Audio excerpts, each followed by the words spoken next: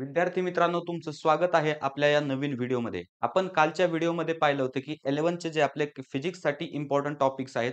Okay. I hope त्या टॉपिकचा तुम्ही study केला असेल किंवा आता व्हिडिओ पाहिल्यानंतर तुम्ही स्टडी करायला सुरुवात कराल. तर या व्हिडिओमध्ये आपण पाहणार आहोत 11th केमिस्ट्री. 11th केमिस्ट्रीचे इम्पोर्टंट टॉपिक्स. ओके. तर या इम्पोर्टंट टॉपिक्समध्ये मी प्रत्येक चॅप्टरमधील जे इम्पोर्टंट टॉपिक्स आहेत, जे एम-एस-टी-सी-टीला येऊ शकतात, ते टॉपिक्स मी तुम्हाला सांगणार आहे. मग तुम्हाला काय करायचं की ते टॉपिक्स पाहायचेत. ओके. त्याच्यानंतर ते टॉपिक्स जे तुम्ही जिथून तुम्ही शिकत असाल, तुमची ऑफलाईन कोचिंग असेल, तुमची ऑनलाईन तुम्ही बॅच पर्चेस असेल, तर तिथून त्याचा व्हिडिओ वगैरे तुम्हाला पाहायचा आहे किंवा YouTubeवर तर सर्व कंटेंट अवेलेबल आहेच.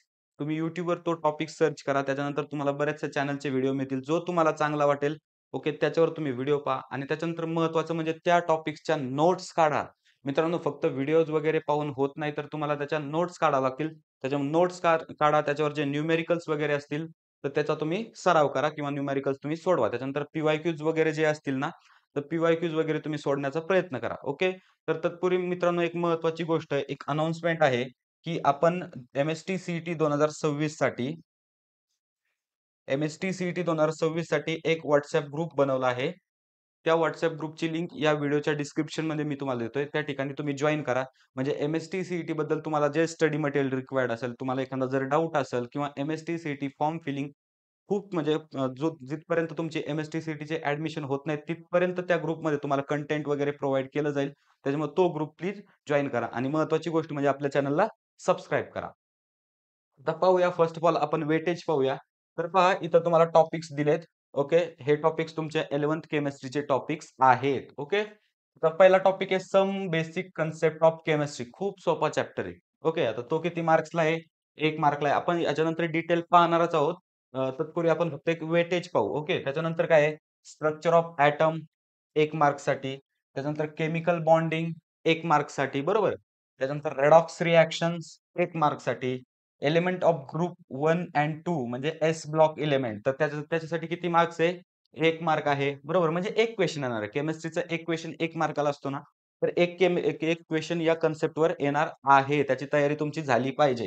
त्यानंतर स्टेट्स ऑफ मॅटर किती 1 मार्कसाठी आहे. त्याच्यानंतर ॲब्सॉर्प्शन एंड कोलाइड्स किती 1 मार्कसाठी आहे आणि त्याच्यानंतर काय basic principle of organic chemistry ते किती मार्कसाठी आहे? 2 मार्कसाठी आणि हायड्रोकार्बन्स इथं लिहायचं राहिलंय. एक क्वेशन येणार आणि तो असणार 1 मार्कसाठी. Okay.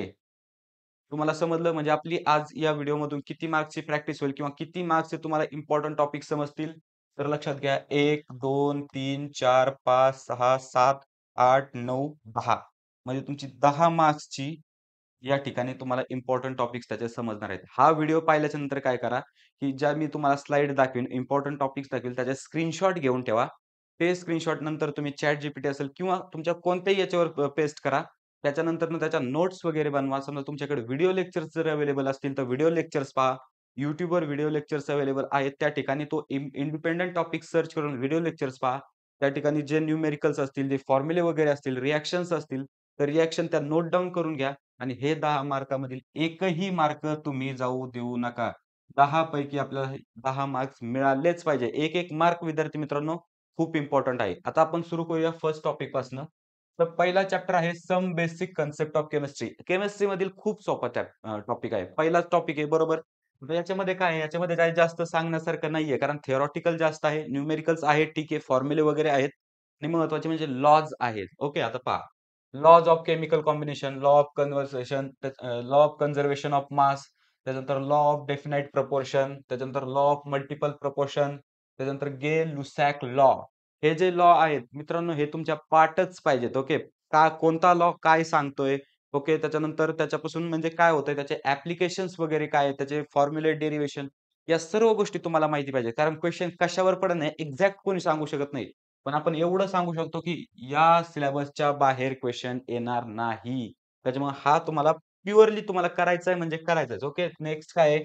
Dalton atomic theory. Okay. त्याच्यानंतर त्याचे पोस्टुलेट्स आणि लिमिटेशन्स तुम्हाला माहिती असणं पाहिजे. थिअरी टॉपिक आहे सिंपली होऊन जाईल. त्याच्यानंतर काय मोल कन्सेप्ट खूप इम्पोर्टंट या चॅप्टरमधील खूप इम्पोर्टंट. मोल कन्सेप्ट म्हणजे काय? 1 मोल म्हणजे किती बरोबर किती मॉलिक्युल्स या गोष्टी तुम्हाला माहिती पाहिजेत. ओके. त्याच्यानंतर काय अवोगाड्रोज नंबर 6.022 इंटू 1023 अवोगाड्रो नंबर आहे. अवोगाड्रोचा लॉ काय? या सर्व गोष्टी तुम्हाला माहिती असणं गरजेचं आहे. त्याच्यानंतर काय? रिलेशनशिप बिटवीन मोल मोल, मास, व्हॉल्यूम, नंबर ऑफ पार्टिकल्स हा सुद्धा एक खूप इम्पॉर्टंट टॉपिक आहे. त्याच्यानंतर इम्पेरिकल आणि मॉलिक्युलर फॉर्म्युला. फॉर्म्युला म्हटलं की फॉर्म्युला शीटमध्ये तो फॉर्म्युला एंटर झालाच पाहिजे. बरोबर. फॉर्म्युला शीट तयार करून ठेवा. प्रत्येक चॅप्टरसाठी एक सेपरेट पाहिजे म्हणजे सेपरेट तुम्हाला त्याच्यामध्ये जागा पाहिजे. चॅप्टरमध्ये आलेला प्रत्येक फॉर्म्युला त्याच्यामध्ये एंटर असला पाहिजे. नंतरनं कसं होतं बाळांनो, आता सध्या आपल्याकडे वेळ आहे, ठीक आहे. पण नंतरनं ज्यावेळेस आपली सी महिन्यावर येईल, 2 महिन्यावर येईल, तर त्यावेळेस आपल्याकडे वेळ नसणार आहे. आपल्याला रिव्हिजन करायची असणार आहे. मग त्यावेळेस आपण जर फॉर्म्युला शीट बनवायला गेलो, बरोबर, त्यावेळेस आपल्याला बोर्ड्स एक्झाम असणार, म्हणजे भरपूर साऱ्या गोष्टी असणार. त्याच्यामुळे आपल्याला वेळ मिळणार नाही. त्याच्यामुळे फॉर्म्युला शीट आत्तापासून बनवून ठेवा. ओके. जो तुम्हाला नवीन-नवीन फॉर्म्युले सापडत जातील किंवा शॉर्ट ट्रिक्स सापडत जातील, त्याच्यामध्ये तुम्ही एंटर करत ठेवा. ओके. त्याच्यामुळे हा एक बेस्ट प्रॅक्टिस राहते सी अभ्यासासाठी. ओके. मग त्याच्यानंतर काय आहे तर stoichiometry. Okay. Limiting agent, percentage yield, percentage purity. तुम्ही याचा एक स्क्रीनशॉट घेऊन ठेवा. स्क्रीनशॉट घेतल्याच्यानंतर इंडिपेंडंट टॉपिक तुम्ही सर्च करा, शोधा आणि अभ्यास करा त्याचा. मित्रांनो, याच्याशिवाय दुसरं काहीच येणार नाही. याच्यामध्ये कोणत्याही एका टॉपिकवर 1 मार्क्ससाठी क्वेशन येईल. ओके. आता बरेचसे जण म्हणतील, एवढं सारं करायचं 1 मार्क्ससाठी. मी कालच्याही व्हिडिओत तुम्हाला 1 मार्कचं तुम्हाला महत्त्व सांगितलंय आणि याही व्हिडिओत मी 1 मार्कचं महत्त्व सांगतो मित्रांनो. तुमच्या 1 मार्क तुमची कॉम्पिटिशन आहे 2 ते 2.5 लाख 2 ते 2.5 लाख मुलांसोबत बरोबर. त्याच्यामुळे 1 मार्क्सनी खूप काही होणार आहे. त्याच्यामुळे 1-1 मार्क आपल्याला महत्त्वाचा आहे बरोबर. त्यानंतर नेक्स्ट काय आहे स्ट्रक्चर ऑफ ॲटम. आता स्ट्रक्चर ऑफ ॲटममध्ये सांगण्यासारखं काय आहे? तर sub atomic particle, discovery of electron, proton, neutron सर्व गोष्टी बेसिक गोष्टी. आता मुलं काय करतात मी ऑब्झर्व्ह केलंय असं, की जास्त ॲडव्हान्स लेव्हलच्या करतात आणि बेसिक जे असतं तर ते त्यांना येत नाही. समजलं? जे बेसिक असतं म्हणजे समजा प्रोटॉन, इलेक्ट्रॉन, न्यूट्रॉन, चार्जेस वगैरे पॉझिटिव्ह आयन्स कसे तयार होतात. या गोष्टी त्यांना समजत नाही. ॲडव्हान्स मधलं त्यांना समजतं बरोबर. मग सी-ई-टीला एखाद्या वेळेस काय होतं, की बेसिक मधला क्वेशन येतो जेणेकरून त्यांचा मार्क्स जातो. त्याच्यामुळे आपल्याला पूर्ण बेसिक टू ॲडव्हान्स पूर्ण कव्हर करायचंय. ओके. हलगर्जीपणा बिलकुल करायचा नाही आपल्याला किंवा रिस्क घ्यायची नाही. समजलं? त्याच्यानंतर नेक्स्ट काय आहे Bohr's model, Thomson model, Rutherford model okay यांचे लिमिटेशन असेल, यांचं एडवांटेज असेल, कसं मॉडेल स्टेट केलं. त्यानंतर Bohr's model, postulates, hydrogen atom, spectrum, dual nature of light, photo electric effect, de Broglie wavelength. De Broglie wavelength खूप महत्त्वाचा टॉपिक आहे, जो की तुम्हाला इंजिनिअरिंग फिजिक्समध्ये सुद्धा आहे. ज्यावेळेस तुम्ही फर्स्ट इयरला जाणार तर डी ब्रॉग्ली वेव्हलेंथ ओके. वेल ऑफ डेथ म्हणजे या सर्व टॉपिक तुम्हाला तिथं पाहायचे. त्याच्यानंतर काय quantum mechanical model, quantum numbers, त्याच्यानंतर orbital and their shapes, electronic configuration rules. तुम्हाला इलेक्ट्रॉनिक कॉन्फिगरेशन काढता आलं पाहिजे. ओके. त्यानंतर हंड रूल्स, पॉलिश रूल्स, त्याच्यानंतर एक्सक्लुजन प्रिन्सिपल. या सर्व गोष्टी तुम्हाला आल्या पाहिजे. बरोबर? याचा तुम्ही स्क्रीनशॉट घ्या. आपण नेक्स्ट मूव्ह करू. ओके. तर नेक्स्ट काय आहे केमिकल बॉन्डिंग. केमिकल बॉन्डिंगमध्ये काय ऑक्टेट रूल असेल, एक्स्पेक्टेशन्स असतील काय असतील त्या. त्याच्यानंतर ionic bond, lattice energy, factors affecting stability, covalent bond, Lewis structure, त्याच्यानंतर वेस्पर थिअरी खूप महत्त्वाची आहे वेस्पर थिअरी. ओके. तुम्ही YouTubeला सर्च करा. त्याच्यानंतर तुम्हाला बरेचसे व्हिडिओ दिसतील किंवा जर तुमची कोणती बॅच असेल पेड बॅच तर तुम्ही त्याच्यामध्ये व्हिडिओ पहा. तुम्हाला याच्याविषयी खूप माहिती मिळेल. त्याच्यानंतर खूप महत्वाचं आहे इथं. ओके. शेप्स ऑफ याचा शेप असेल, याचा एटॉमिक नंबर असेल, या सर्व गोष्टी किंवा कसे फॉर्म झाले, या सर्व गोष्टी खूप इम्पोर्टंट आहेत. त्याच्यानंतर व्हॅलन्स बॉन्ड थिअरी आपण ज्याला व्ही म्हणतो. Valence bond theory. त्याच्यानंतर हायब्रिडायझेशन किती आहे? sp2, sp3, sp3d, sp3d2 हे हायब्रिडायझेशन कसे आले किंवा एखाद्या एलिमेंटचं तुम्हाला हायब्रिडायझेशन काढता आलं पाहिजे. तर या गोष्टीची तयारी तुम्हाला करायची आहे. ओके. तुम्ही फर्स्ट ऑफ ऑल काय करा, पी-वाय-क्यूज वगैरे पहा.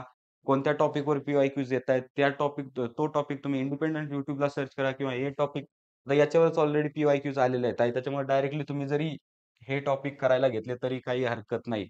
म्हणजे मी हे कशासाठी सांगतोय किंवा हे सीरीज कशासाठी बनवतोय, की 11 साठी तुम्हाला डायरेक्टली पूर्ण बुक चाळायची गरज नाही. तुम्ही हे जरी टॉपिक केले तरी तुमचं 11 कव्हर होऊन जाईल. ओके. त्याच्यानंतर काय molecular orbital theory, bonding, anti bonding orbitals, magnetic properties त्याच्यानंतर हायड्रोजन बॉन्ड, ओके, त्याच्यानंतर इंट्रामॉलिक्युलर सर्व गोष्टी करायच्यात मित्रांनो या. ओके. त्याच्यानंतर नेक्स्ट काय आहे? Redox reaction. तर रेडॉक्स रिएक्शन म्हणजे काय? Oxidation, reduction in terms of oxygen, hydrogen, electron.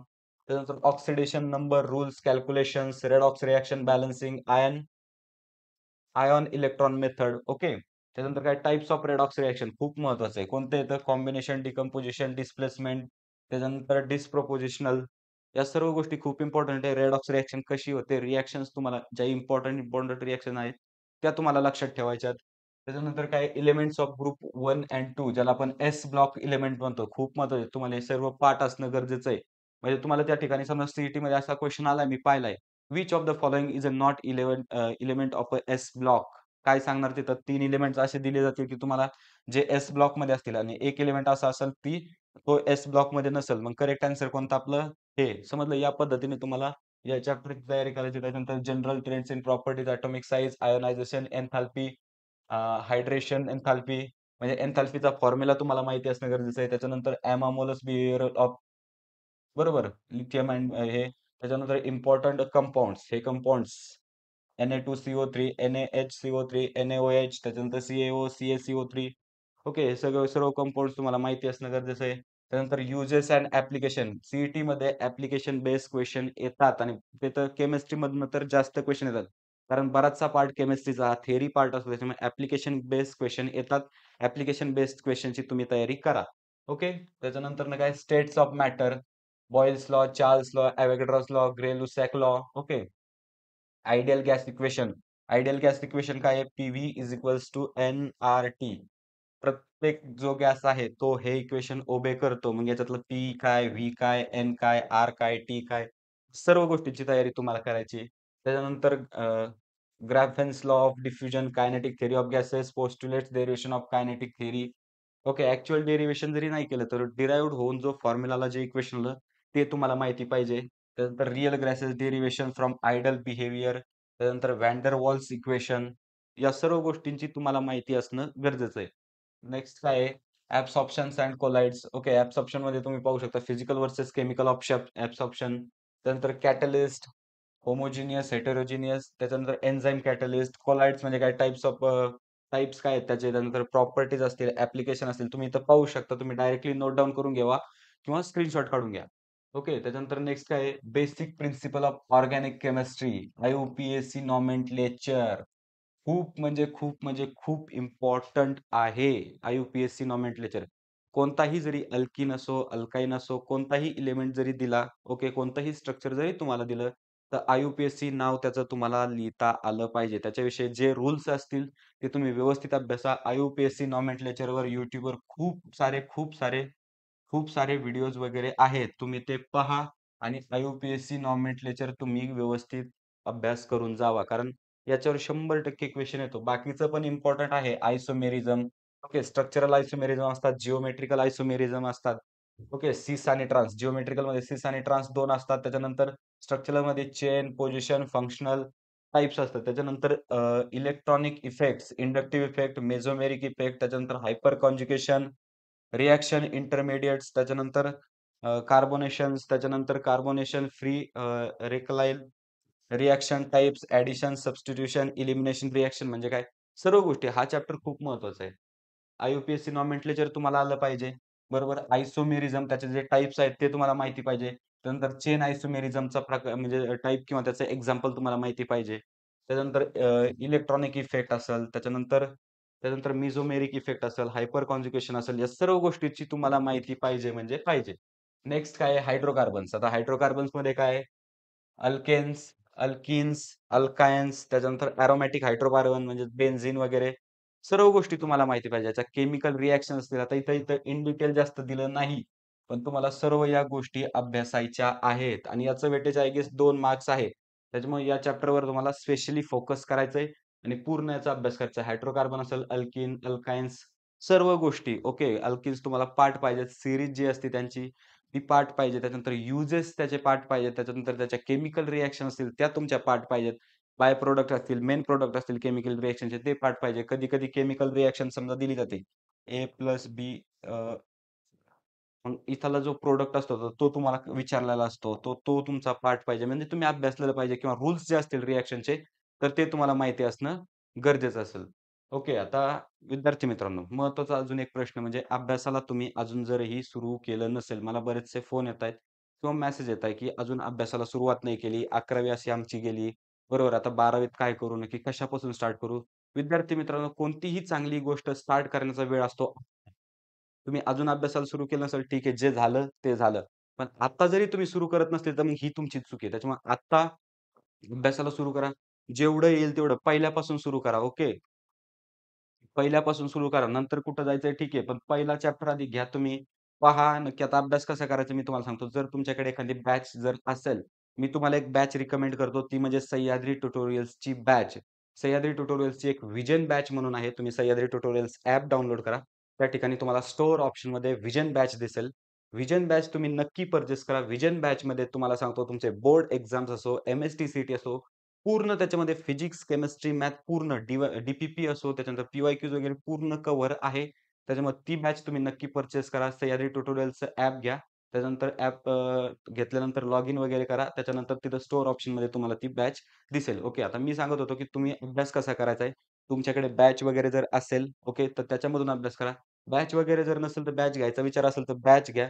जर नाही जमलं, तर YouTube तर आहे आपल्याकडे. YouTubeवर तुम्ही इंडिपेंडेंटली टॉपिक सर्च करा. तुम्हाला व्हिडिओ लेक्चर्स मिळतील. लेक्चर्स पहा. लेक्चर्स नंतर नोट्स बनवा. नोट्स खूप इम्पोर्टंट आहे मित्रांनो. ज्यावेळेस तुम्ही समजा सी-ई-टीची एक्झाम महिना 15 दिवसावर जर आली असेल, त्यावेळेस तुम्ही नोट बनवू शकत नाही. तुम्हाला फक्त त्यावेळेस रिव्हिजन करायची असते. मग नोट्स आत्ताच बनवून ठेवा. नोट्स प्रॉपर बनवा. जेणेकरून आपण त्या सी-ई-टीच्या एक्झामपर्यंत यूज करू. बरोबर. अशा पद्धतीच्या नोट्स बनवा. फॉर्म्युला शीट तयार करा. फॉर्म्युला शीट म्हणजे काय? तर जेवढे इम्पोर्टंट फॉर्म्युले येतील ते एका पेजवर किंवा एका शीटवर ते लिहून काढा. त्याच्यानंतर त्याचे जे समजा सिम्बॉल्स वगैरे यूज केले असतील, तर त्याचा अर्थ काय? हा फॉर्म्युला कुठे यूज करायचा ते लिहून काढा. जेणेकरून कसं होईल, तुम्हाला लास्ट टाईम रिव्हिजनला कोणती अडचण येणार नाहीत. अशा पद्धतीने तुम्ही जर अभ्यास केला, तर 100% तुम्हाला सी-ई-टीमध्ये चांगले पर्सेंटाइल आल्याशिवाय राहणार नाही आणि तुम्ही एका चांगल्या कॉलेजमध्ये गेल्याशिवाय राहणार नाही. मित्रांनो, जर तुम्हाला व्हिडिओ आवडला असेल, तर व्हिडिओला फक्त लाईक करा. आपल्या चॅनलवर जर तुम्ही नवीन असाल, तर आपल्या चॅनलला सबस्क्राईब करा. त्याचबरोबर आपलं चॅनल तुमच्या मित्र-मैत्रिणींपर्यंत शेअर करा. जेणेकरून त्यांनाही एक त्यांच्या अभ्यासासाठी चांगला प्लॅटफॉर्म मिळेल. तर ठीक आहे मित्रांनो, भेटूया नेक्स्ट व्हिडिओमध्ये अशाच एका इन्फॉर्मेटिव्ह टॉपिक सोबत.